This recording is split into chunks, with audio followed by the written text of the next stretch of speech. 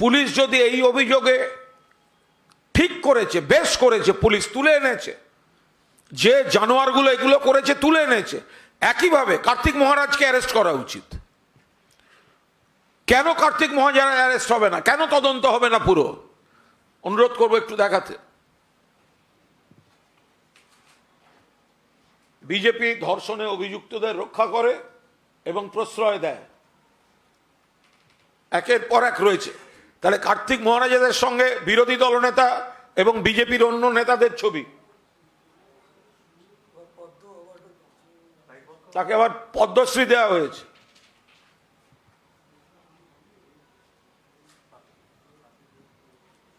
ফলে আমরা যেটা বলতে চাইছি যে এই ঘটনাটা আমরা কিন্তু সিপিএম জমানায় হয়েছে, বেশি হতো, বিজেপির রাজ্যে হচ্ছে বলে আমরা কোথাও আমরা ডিফেন্ড করছি না।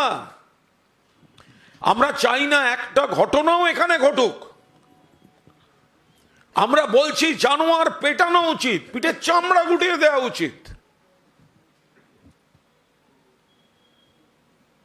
যেভাবে কোনো মহিলা, তার উপর যদি বলপূর্বক এই পাশবিক কাজ, বলপূর্বক যৌন নিগ্রহ করা হয়, যা যা ব্যবস্থা নেওয়া আছে সব নেওয়া হোক। কিন্তু বিজেপি, সিপিএম, কংগ্রেসের এ নিয়ে কথা বলার কোনো নৈতিক অধিকার নেই। কারণ তৃণমূলই একটা দল, তৃণমূল একটা সরকার যারা ন্যায় বিচারটা ডেলিভার করতে পারে।